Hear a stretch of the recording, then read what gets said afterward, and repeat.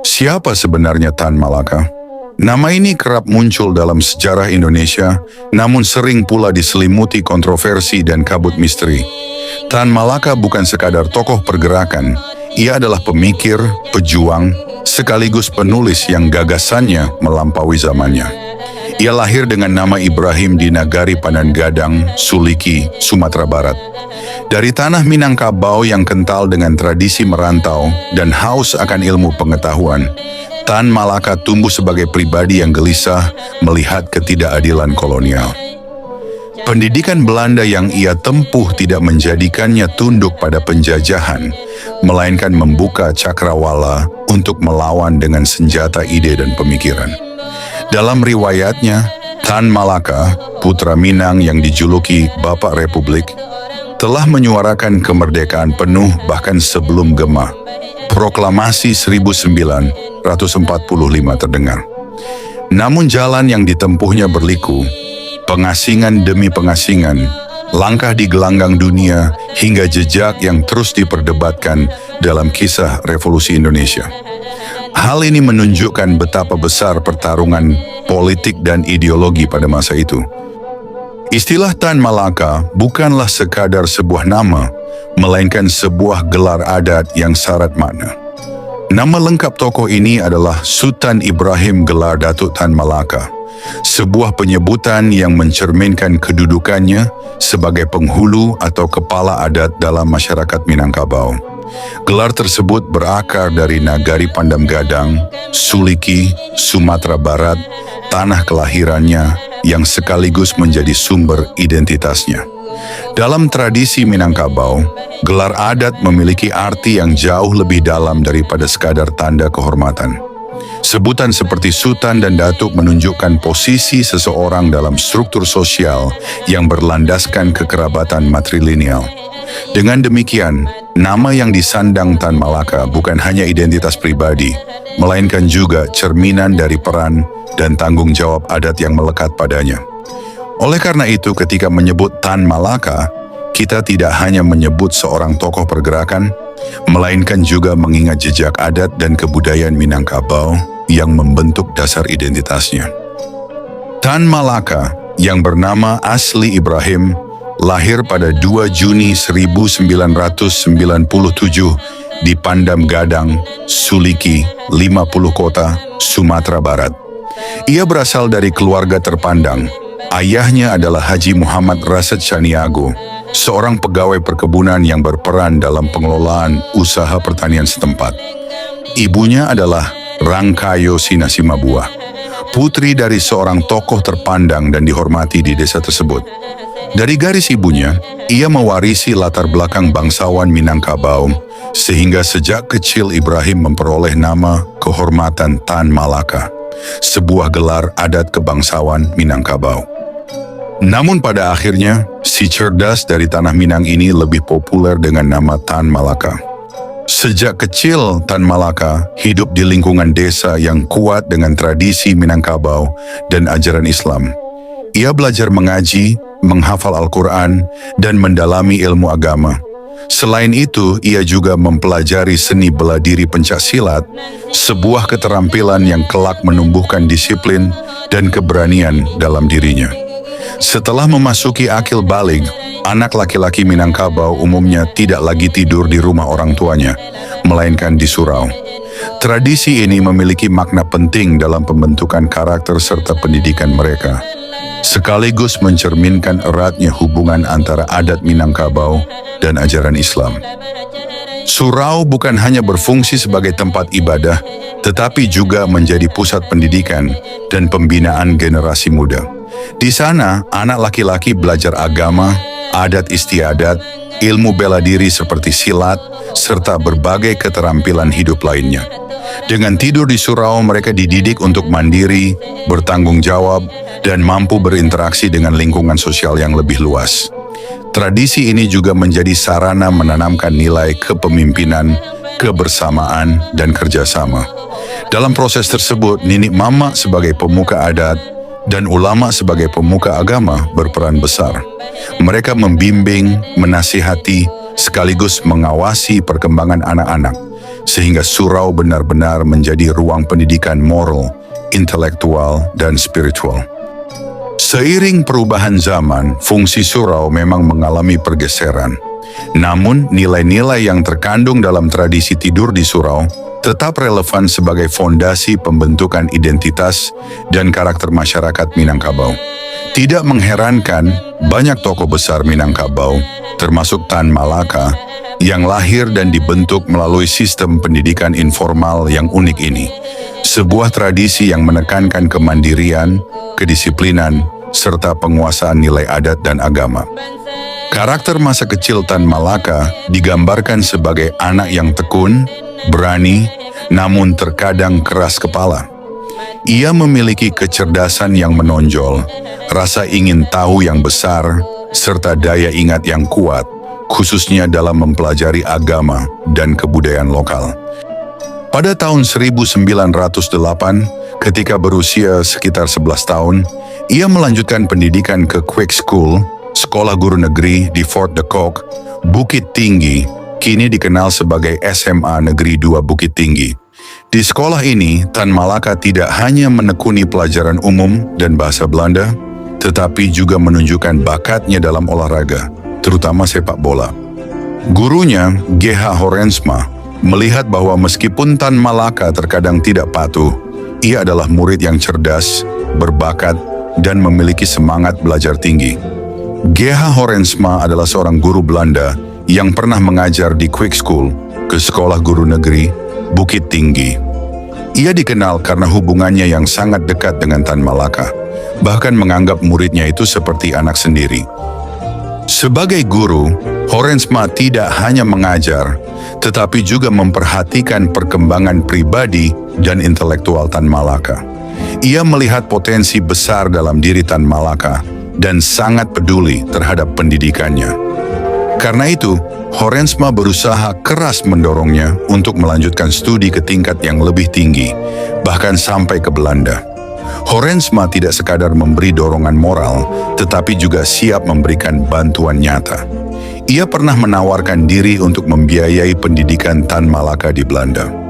Dalam usahanya, Horensma bahkan mengunjungi kampung halaman Tan Malaka di Suliki, dengan harapan mendapatkan dukungan dana agar cita-cita itu dapat terwujud.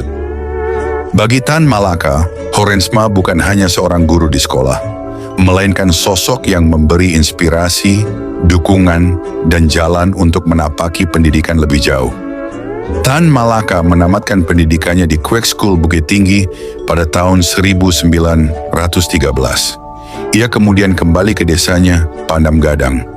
Kedatangannya disambut dengan penganugerahan gelar adat sebagai Datuk, sebuah penghormatan tinggi dalam tradisi Minangkabau. Pada saat itu, ia juga mendapat tawaran pertunangan, namun Tan Malaka hanya menerima gelar adatnya tanpa melanjutkan urusan perjodohan. Dengan dukungan masyarakat desa, ia berhasil mengumpulkan dana untuk melanjutkan pendidikan ke Eropa. Pada tahun yang sama, ia berangkat menuju Belanda untuk menuntut ilmu. Setibanya di Belanda, Tan Malaka masuk Rijkskwijk School, sekolah pendidikan guru pemerintah di Haarlem. Kehidupan barunya di Eropa sempat membuatnya mengalami gegar budaya, terutama karena perbedaan iklim. Pada awal 1914, ia jatuh sakit akibat radang selaput dada dan baru pulih sepenuhnya pada tahun 1915. Di Belanda, ia mulai banyak membaca buku sejarah, filsafat, dan politik. Buku De Franse Revolutie karya Wilhelm Bloss dalam terjemahan Belanda yang diberikan oleh gurunya, Horensma, membangkitkan minatnya pada sejarah revolusi. Setelah revolusi Rusia 1917, ia semakin tertarik pada gagasan sosialisme dan komunisme. Ia mempelajari karya-karya Karl Marx, Friedrich Engels, dan Vladimir Lenin, sekaligus terpengaruh oleh pemikiran Friedrich Nietzsche. Meskipun menempuh pendidikan di Belanda, Tan Malaka tidak begitu menyukai budaya Belanda. Ia lebih terkesan pada budaya Jerman dan Amerika, bahkan sempat mendaftar untuk masuk Angkatan Darat Jerman, namun ditolak karena status kewarganegaraannya. Pada masa itu pula ia berkenalan dengan Henk Snifflit, tokoh sosialis Belanda yang mendirikan Indische Sociaal-Democratische Vereniging, ISDV, cikal bakal Partai Komunis Indonesia, PKI. Ia juga sempat aktif dalam Persatuan Guru Sosial Demokrat, Sociaal-Demokratische Onderwijzersvereniging. Akhirnya pada November 1919, Tan Malaka berhasil menyelesaikan studinya dan menerima diploma Halpact, ijazah pendidikan keguruan. Setelah menyelesaikan pendidikannya, Tan Malaka meninggalkan Belanda dan kembali ke tanah kelahirannya. Ia menerima tawaran dari Dr. C.W. Jansen untuk mengajar anak-anak kuli perkebunan tembakau di Sanemba, Tanjung Morawa, Delhi, Sumatera Timur. Tan Malaka berangkat ke sana pada Desember 1919, namun baru mulai mengajar pada Januari 1920. Ketika masih berada di Amsterdam, Tan Malaka didatangi langsung oleh Dr. C.W. Jansen yang menawarkan jabatan sebagai guru sekaligus asisten penilik sekolah milik perusahaan. Dalam tawaran itu, Tan Malaka juga diminta bertanggung jawab atas kurikulum yang akan diterapkan di sekolah. Dengan penuh semangat, Tan Malaka menerima tawaran tersebut. Ia merasa kesempatan ini bukan hanya penting secara ekonomi, tetapi juga menjadi jalan baginya untuk berperan dalam memajukan bangsanya melalui pendidikan. Ia pun berangkat ke Sanemba, Tanjung Morawa, untuk mengajar anak-anak kuli perkebunan tembakau. Namun kehadirannya di sana tidak berlangsung lama. Konflik internal dengan kepala sekolah serta aktivitas revolusioner yang dijalankannya membuat posisinya goyah. Meski demikian, gagasan Tan Malaka agar pendidikan tidak sekadar mencetak pekerja perkebunan, melainkan membentuk manusia yang mandiri, terus berlanjut lewat sistem sekolah yang dikembangkan oleh organisasi syarikat Islam. Dalam suatu rapat, ketika pimpinan memberikan kesempatan berbicara kepadanya, Tan Malaka tidak menyia-nyiakan momen itu. Dengan pengalamannya selama 2 tahun sebagai asisten pengawas sekolah di Delhi, ia memaparkan arti penting pendidikan bagi anak-anak kuli. Menurutnya, tujuan pendidikan adalah mempertajam kecerdasan, memperkukuh kemauan, dan memperhalus perasaan. Anak kuli adalah anak manusia juga, tegasnya. Ucapan itu sengaja ia lontarkan sebab banyak tuan besar, pemilik, maupun pengawas perkebunan menganggap sekolah bagi anak-anak kuli hanyalah pemborosan belaka. Di samping tugasnya sebagai guru, ia juga menghasilkan tulisan-tulisan bernuansa propaganda untuk kaum kuli, yang kemudian dikenal dengan nama Delhi Spor. Melalui pengalamannya, ia mulai memahami kemerosotan masyarakat adat yang terjadi di wilayah tersebut. Selain itu, Tan Malaka menjalin hubungan dengan ISDV serta menulis untuk berbagai media pers. Sebagai jurnalis muda, ia mengangkat persoalan ketimpangan sosial antara kaum kapitalis dan pekerja dalam salah satu tulisannya yang berjudul Tanah Orang Miskin, dimuat di Hetfry World edisi Maret 1920. Ia juga menulis tentang penderitaan para kuli di Sumatera Pos. Tanah Orang Miskin menyoroti ketimpangan antara kaum kapitalis dan kaum pekerja, terinspirasi dari pengalamannya mengajar anak-anak kuli di perkebunan teh, di mana ia menyaksikan penderitaan kaum pribumi di Sumatera. Tulisan tersebut mencerminkan kepedulian Tan Malaka terhadap persoalan sosial ekonomi rakyat, terutama buruh dan petani yang hidup dalam tekanan kolonialisme. Selain artikel ini, Tan Malaka juga melahirkan karya penting lainnya, seperti Naar de Republik Indonesia, yang memuat konsepsi tentang negara Indonesia dan arah perjuangan kemerdekaan. Sebagai salah satu tokoh utama pergerakan nasional, pemikirannya tetap relevan hingga masa kini. Tak lama kemudian, Tan Malaka pindah ke Batavia, kini Jakarta, setelah mendapat tawaran dari guru lamanya, G.H. Horensma, untuk mengajar di sana. Namun tawaran tersebut ditolaknya karena ia berkeinginan mendirikan sekolah sendiri. Horensma menerima alasan itu dan bahkan memberikan dukungan kepadanya. Pada awal Maret 1921, Tan Malaka pindah ke Yogyakarta dan tinggal di rumah Sutopo mantan pemimpin Budi Utomo. Di kota ini, ia menyusun proposal pendirian sekolah tata bahasa, sekaligus menghadiri Muktamar Kelima Sarekat Islam, SI. Dalam forum tersebut, ia bertemu langsung dengan tokoh-tokoh besar pergerakan Islam, antara lain HOS Djokroaminoto, Agus Salim, Darsono, dan Semaun. Kongres itu diwarnai perdebatan hangat mengenai keanggotaan ganda dalam SI dan Partai Komunis Indonesia, PKI.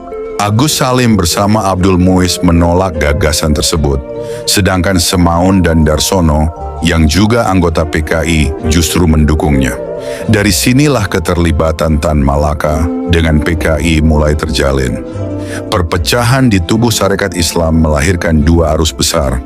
Sarekat Islam Putih yang dipimpin HOS Djokroaminoto dan Sarekat Islam Merah di bawah pimpinan Semaun yang berpusat di Semarang. Selesai kongres, Semaun mengajak Tan Malaka bergabung dengan PKI di Semarang.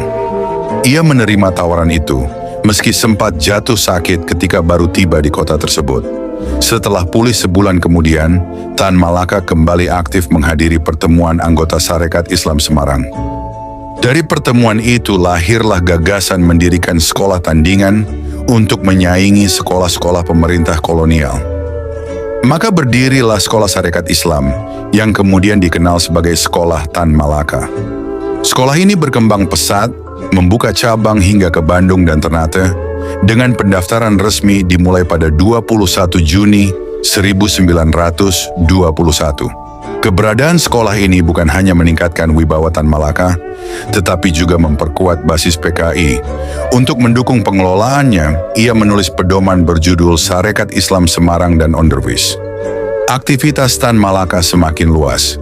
Pada akhir Juni 1921, ia dipercaya menjadi Ketua Serikat Pegawai Percetakan, sekaligus menjabat sebagai Wakil Ketua dan Bendahara Serikat Pegawai Pelikan Hindia, SPPH. Organisasi ini memperjuangkan hak-hak kaum buruh dan diketahui memiliki sejumlah pemimpin yang berhubungan dengan Partai Komunis Indonesia, PKI. Di tengah kesibukan itu, Tan Malaka menulis buku pertamanya, Soviet atau Parlemen, yang dimuat dalam jurnal PKI Suara Rakyat. Tulisan-tulisannya juga terbit di berbagai media lain, termasuk Sinar Hindia. Ketika Semaun meninggalkan Hindia Belanda pada Oktober 1921, Tan Malaka ditunjuk menggantikannya sebagai Ketua PKI dalam Kongres yang digelar di Semarang pada 24 sampai 25 Desember 1921. Di bawah kepemimpinannya, PKI tampil lebih radikal dibanding masa Semaun yang berhati-hati, meski tetap mampu menjaga hubungan dengan Sarekat Islam.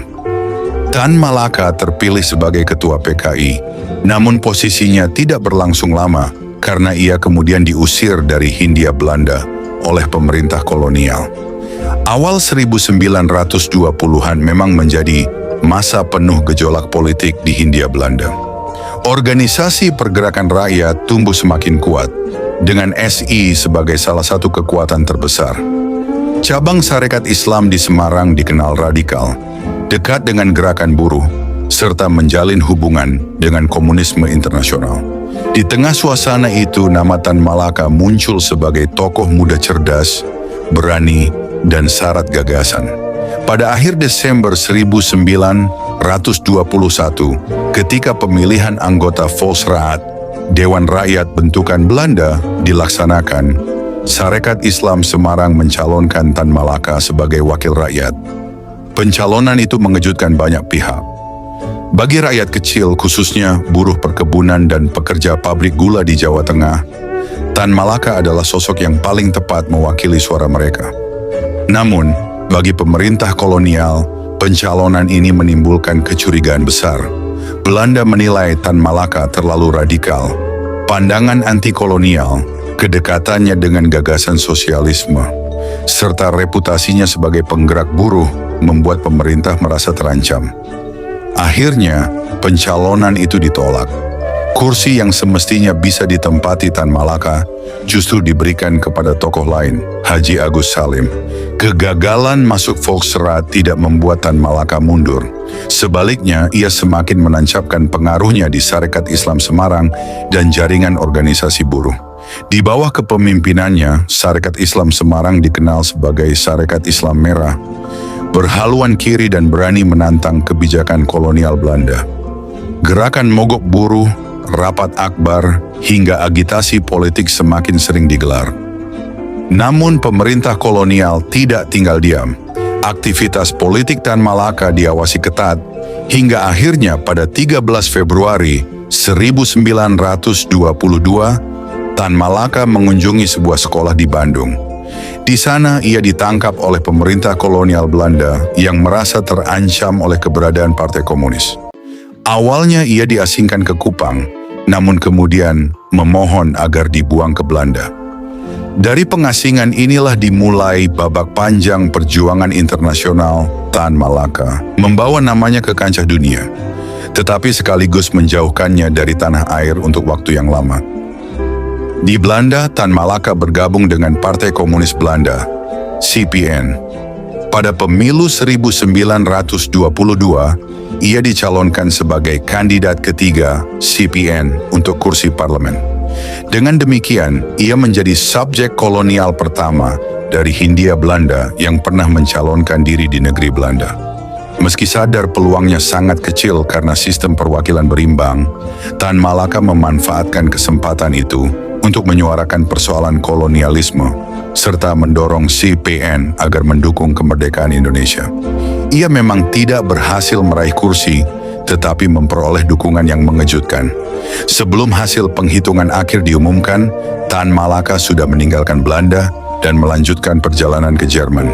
Di Berlin, ia bertemu dengan Darsono, tokoh komunis Indonesia yang aktif di Biro Komunis Internasional Eropa Barat, dan juga berjumpa dengan Manabendra Nath Roy, pimpinan Partai Komunis India. Dari sana, Tan Malaka bergerak ke Moskow dan tiba pada Oktober 1922 untuk menghadiri Komite Eksekutif Komintern. Dalam Kongres Komintern Dunia keempat, ia mengajukan gagasan tentang kemungkinan kolaborasi antara komunisme dan pan-islamisme. Namun usul tersebut ditolak. Pada Januari 1923, Tan Malaka bersama Semaun diangkat sebagai koresponden di Rote Gewerkschafts International, Serikat Merah Internasional. Selain itu, ia juga menulis untuk sejumlah jurnal buruh di Belanda maupun Hindia Belanda. Pada pertengahan 1923, ia mulai bertugas sebagai agen Biro Timur Komintern dan melaporkan pleno ECCI, Executive Committee of the Communist International. Menjelang akhir 1923, Tan Malaka berangkat ke Canton, kini Guangzhou, Tiongkok. Di sana ia menjadi editor jurnal berbahasa Inggris The Dawn yang diterbitkan Organisasi Pekerja Transportasi Pasifik. Pada Agustus 1924, ia mengajukan permohonan kepada pemerintah kolonial Belanda agar diizinkan pulang dengan alasan kesehatan. Permohonan itu disetujui, tetapi syarat yang diajukan pemerintah terlalu memberatkan sehingga ia batal kembali.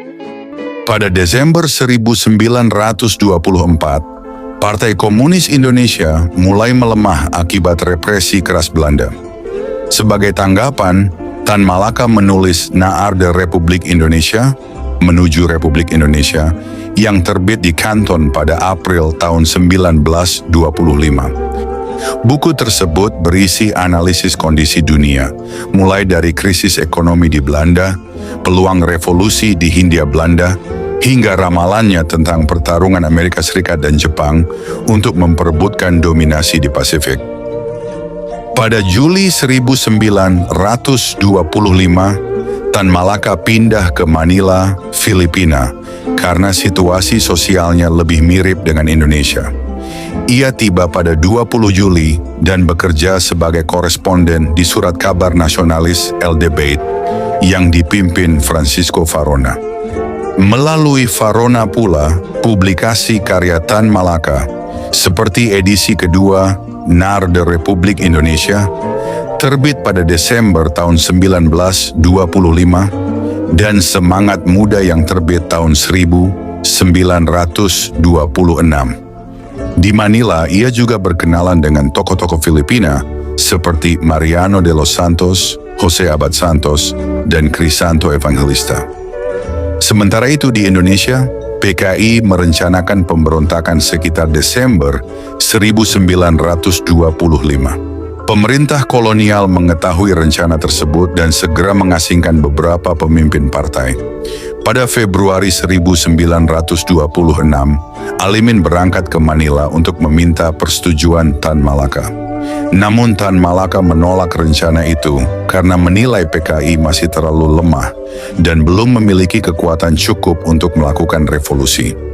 Dalam autobiografinya, ia menuliskan rasa frustrasi akibat minimnya informasi tentang perkembangan di Indonesia yang bisa ia peroleh dari Filipina. Ia juga merasa kehilangan pengaruh dalam kepemimpinan PKI. Sebagai wakil komunitas komunis internasional untuk Asia Tenggara, Tan Malaka menegaskan bahwa ia berwenang menolak rencana pemberontakan, meskipun pernyataan ini kemudian diperdebatkan oleh sejumlah mantan anggota PKI. Lantas ia mengirim Alimin ke Singapura untuk menyampaikan pandangannya, sekaligus mengupayakan pertemuan mendadak antar pemimpin partai.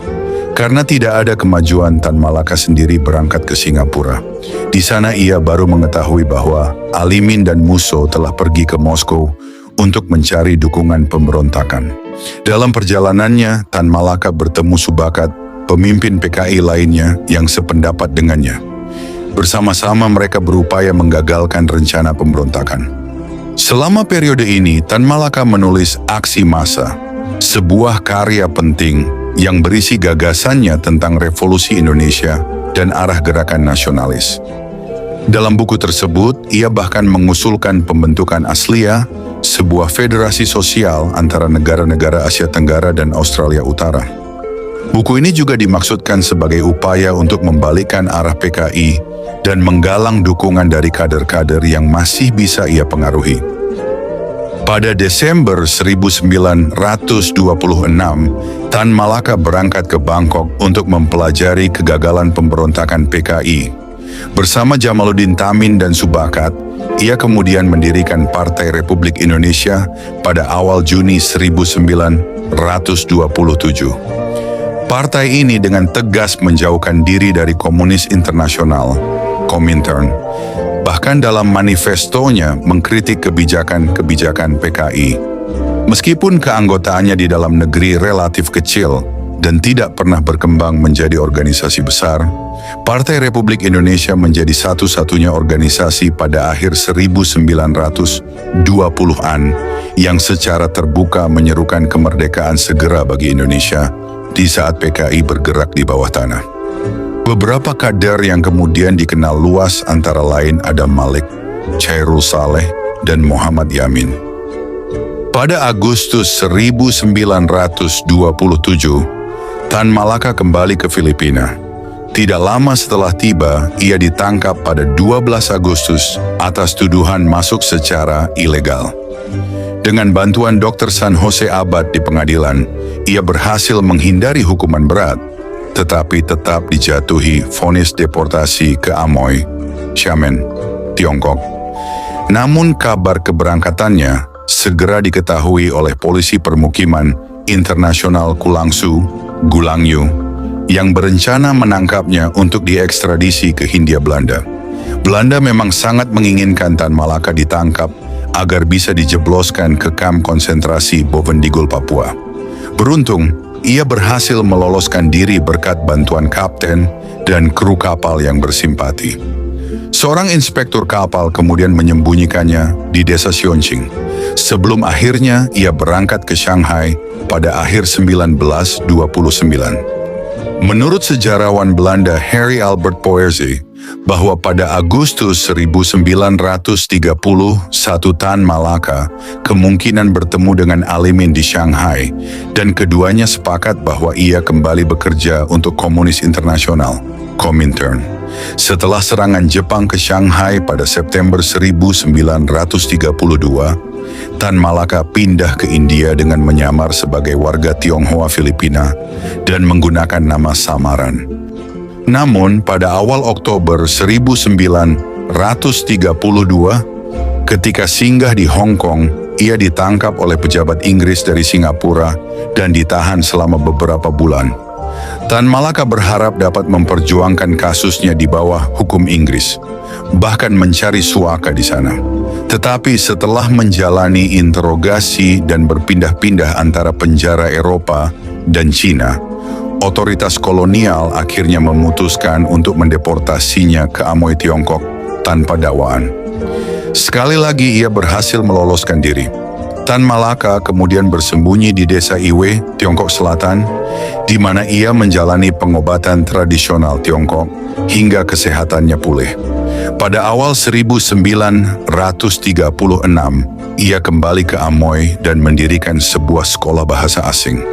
Sejarawan Abidin Kusno menilai masa tinggal Tan Malaka di Shanghai sangat penting dalam membentuk sikap politiknya di kemudian hari. Lain justru mengambil posisi yang lebih moderat. Pada Agustus 1937, Tan Malaka pergi ke Singapura dengan identitas Tionghoa palsu dan bekerja sebagai guru.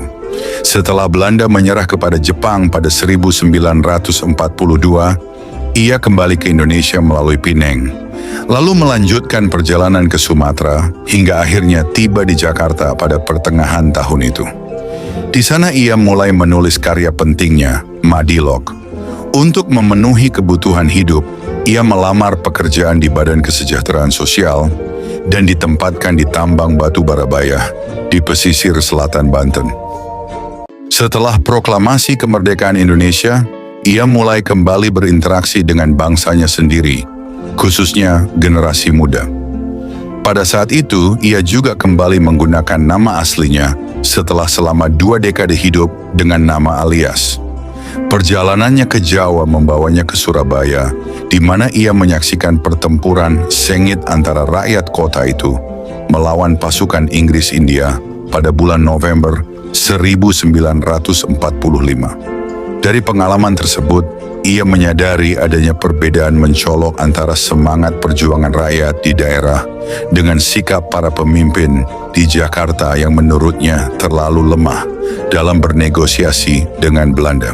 Sebagai jawaban atas kekecewaan itu, ia menggagas pembentukan Persatuan Perjuangan, juga dikenal sebagai Front Perjuangan atau Aksi Bersatu. Sebuah koalisi besar yang menghimpun sekitar 140 organisasi kecil dengan pengecualian Partai Komunis Indonesia, PKI. Setelah melalui serangkaian pertemuan dan diskusi, koalisi ini secara resmi berdiri dalam sebuah kongres di Surakarta pada pertengahan Januari 1946. Koalisi ini menyusun sebuah program minimum yang menegaskan bahwa hanya kemerdekaan penuh yang dapat diterima, bahwa pemerintah harus tunduk pada kehendak rakyat, serta bahwa perkebunan dan industri milik asing wajib dinasionalisasi. Persatuan Perjuangan segera memperoleh dukungan luas, baik dari kalangan rakyat maupun dari tubuh militer Republik. Mayor Jenderal Sudirman bahkan menjadi salah satu pendukung terkuat gagasan ini. Pada Februari 1946, Persatuan Perjuangan berhasil memaksa Perdana Menteri Sultan Syahrir, yang dikenal mendukung jalur negosiasi dengan Belanda, untuk mengundurkan diri sementara. Bahkan Presiden Soekarno sempat berkonsultasi langsung dengan Tan Malaka guna mencari dukungannya.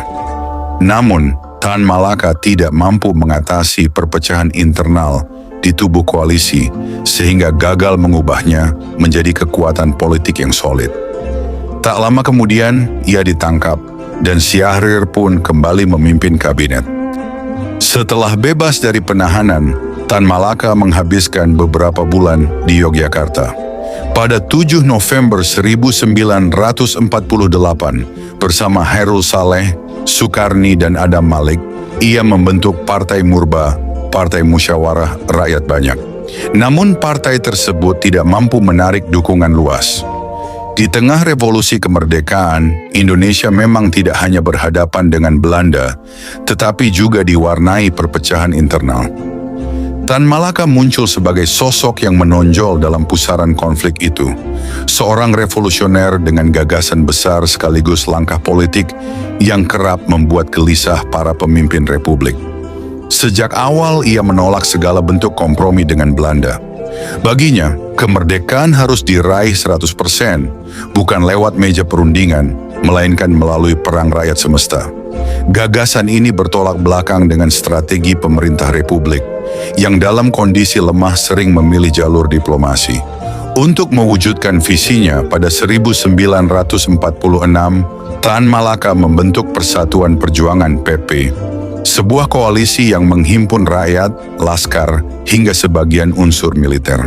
Popularitasnya sempat begitu kuat, bahkan hampir menandingi otoritas pemerintah. Namun justru karena itulah ia dianggap ancaman politik, bukan hanya oleh kabinet, tetapi juga oleh kalangan tentara yang ingin menjaga disiplin komando. Ketika Belanda melancarkan agresi militer II pada Desember 1948 dan berhasil menduduki Yogyakarta, Republik memasuki masa paling genting. Pemimpin utama ditawan dan perang gerilya menjadi satu-satunya jalan. Dalam situasi itulah Tan Malaka kembali bergerak. Dari Kediri ia menghimpun laskar rakyat, membangun basis perlawanan, dan merancang jalannya revolusi sesuai versinya sendiri. Namun langkah itu menimbulkan kecurigaan. Bagi sebagian perwira TNI, terutama divisi Siliwangi yang tengah bergerilya di Jawa Timur, gerakan Tan Malaka dilihat sebagai kekuatan di luar kendali resmi militer. Ia bukan bawahan siapapun, tidak tunduk pada komando pusat dan menolak jalur diplomasi. Dengan demikian, ia dipandang berpotensi memecah belah perjuangan, bahkan menjadi rival politik berbahaya bila Republik kelak dipulihkan. Di tengah aktivitasnya, Tan Malaka sempat menjalin hubungan dengan Mayor Sabarudin, pemimpin Batalion 38 yang dikenal keras dan kerap berselisih dengan kelompok bersenjata lain. Baginya, Sabarudin adalah satu-satunya pasukan yang benar-benar melawan Belanda tanpa kompromi. Tetapi bagi TNI, Sabarudin justru dianggap duri dalam tubuh perjuangan. Pada 17 Februari 1949, pimpinan militer di Jawa Timur memutuskan Sabarudin dan para pengikutnya harus ditangkap dan dijatuhi hukuman militer. 2 hari kemudian, 19 Februari 1949, sejarah mencatat titik balik tragis. Tan Malaka ditangkap di Blimbing, Kediri. Ia yang dulu dielu-elukan sebagai guru bangsa kini berada dalam kekuasaan pasukan Republik sendiri. Seakan takdir bersekongkol, sehari setelah penangkapannya, Belanda melancarkan operasi besar-besaran. Pada 20 Februari 1949, Korps Speciale Truppen, KST, Belanda memulai operasi Harimau dari Nganjuk, sebuah serangan kilat yang memaksa pasukan TNI mundur ke pegunungan. Dalam kekacauan itu, nasib Tan Malaka mencapai puncak getir. Menurut sejarawan Harry Poise, ia yang terluka mencoba mencari perlindungan di pos TNI. Namun bukan keselamatan yang datang, melainkan akhir hayat. Pada 21 Februari 1949, di Desa Selopanggung, Kediri, regu dari Batalion Sikatan Divisi Brawijaya mengeksekusinya atas perintah Letnan II Sukoco. Tidak ada pengadilan, tidak ada laporan resmi, tidak ada nisan yang menandai. Jenazah Tan Malaka dikuburkan begitu saja di tepi hutan sunyi tanpa penghormatan. Gunung Wilis menjadi saksi bisu berakhirnya riwayat seorang revolusioner yang sepanjang hidupnya selalu berada di antara harapan dan pengkhianatan. Pada awal 1960-an, Presiden Soekarno menghadapi tantangan besar dalam menjaga persatuan bangsa. Setelah kemerdekaan, Indonesia dihuni oleh beragam kekuatan politik, kaum nasionalis, kalangan agama, dan kelompok kiri yang terinspirasi ideologi komunis. Ketegangan antar ideologi ini seringkali menimbulkan gesekan, bahkan perpecahan. Di tengah situasi itulah, Bung Karno menggagas sebuah konsep penyatuan, Nasakom, nasionalis, agama, dan komunis. Gagasan Nasakom bukan hanya sekadar slogan, tetapi juga strategi politik untuk menyeimbangkan kekuatan. Bung Karno menyadari bahwa jika salah satu unsur dikesampingkan, fondasi persatuan bangsa akan rapuh. Maka ia berusaha merangkul semua arus besar dalam kehidupan politik Indonesia. Dalam kerangka inilah muncul langkah bersejarah penetapan Tan Malaka sebagai pahlawan nasional. Melalui keputusan Presiden nomor 53 tahun 1963 yang ditandatangani pada 28 Maret 1963, nama Tan Malaka resmi masuk dalam daftar pahlawan bangsa. Tan Malaka adalah figur yang penuh paradoks. Ia dikenal sebagai tokoh revolusioner yang berakar pada gerakan kiri, bahkan kerap dicap komunis. Hubungannya dengan Bung Karno pun rumit. Kadang berseberangan, kadang sejalan dalam cita-cita kemerdekaan. Namun tak seorang pun dapat menyangkal jasa dan pemikirannya yang berpengaruh besar bagi perjuangan melawan penjajahan. Bagi Bung Karno, penetapan ini bukan hanya bentuk penghargaan terhadap seorang pejuang kemerdekaan, tetapi juga sebuah sinyal politik. Dengan mengangkat tokoh kiri seperti Tan Malaka sebagai pahlawan, ia menunjukkan bahwa negara mengakui semua unsur dalam perjuangan bangsa, termasuk yang datang dari jalur komunis. Langkah itu berlanjut pada tahun-tahun berikutnya. Setelah Tan Malaka, tokoh kiri lain seperti Alimin juga diberi gelar pahlawan nasional. Namun Bung Karno segera menyeimbangkan langkah tersebut dengan menganugerahkan gelar serupa kepada tokoh Islam, seperti Kiai Mas Mansur dan Kiai Fakhruddin. Pola ini menunjukkan betapa seriusnya Bung Karno menjaga keseimbangan politik dalam kerangka Nasakom. Dengan demikian, penetapan Tan Malaka sebagai pahlawan nasional pada 1963 bukanlah peristiwa biasa. Ia adalah cermin dari strategi besar Bung Karno dalam menjaga persatuan bangsa di tengah tarikan ideologi yang saling bertentangan. Sejarah pun mencatat, melalui kebijakan itu, Bung Karno berhasil memperlihatkan wajah Indonesia yang inklusif, bangsa yang mau mengakui jasa siapapun yang berjuang untuk kemerdekaan tanpa memandang latar ideologinya. Namun, perjalanan sejarah tidak berhenti di tahun 1963. Tak lama setelah penetapan Tan Malaka sebagai pahlawan nasional, Indonesia memasuki babak baru yang kelam.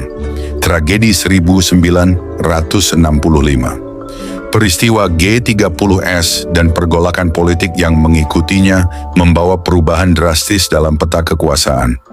Bung Karno yang sebelumnya menjadi motor Nasakom mulai kehilangan pijakan, sementara militer di bawah pimpinan Jenderal Soeharto tampil sebagai kekuatan dominan.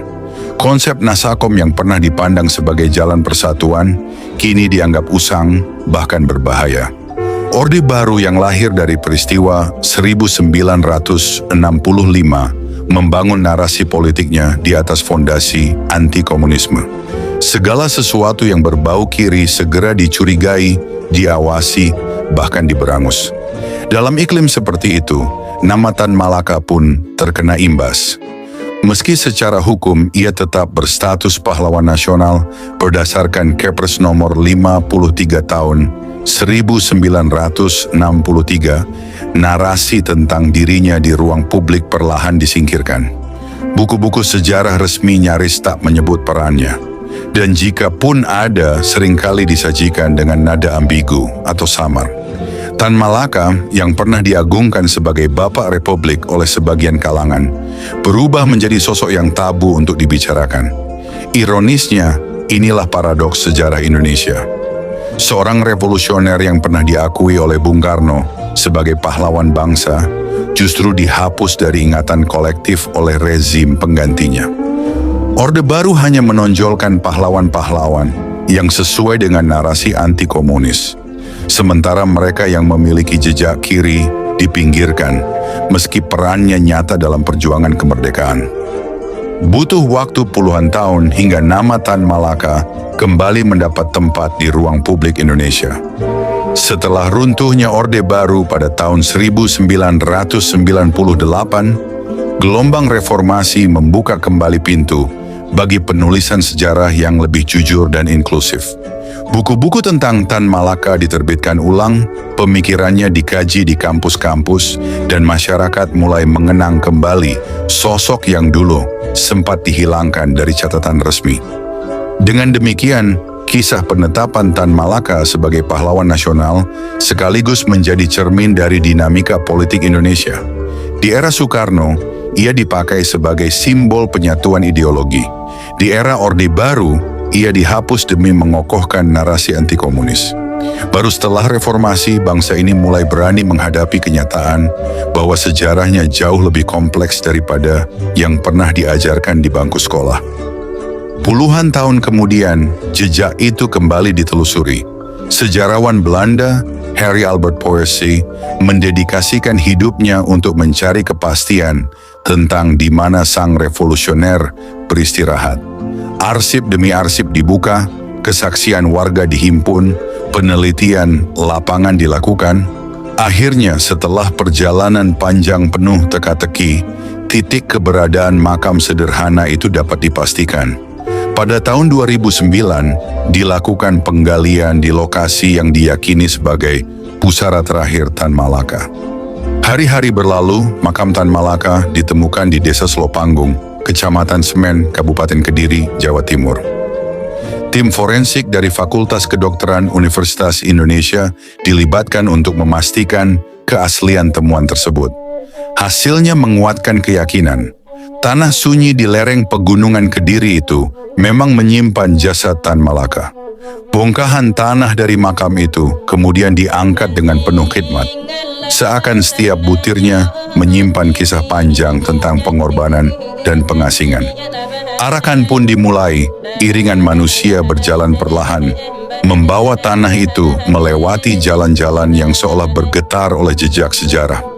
Bukan sekadar tanah yang dibawa pulang, melainkan simbol kehadiran seorang putra bangsa yang gugur jauh dari ranah kelahirannya.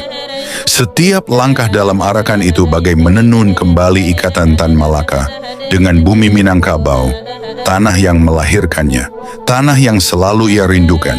Dan ketika segenggam tanah itu akhirnya tiba di kampung halaman, seakan suara masa lalu berbisik lirih.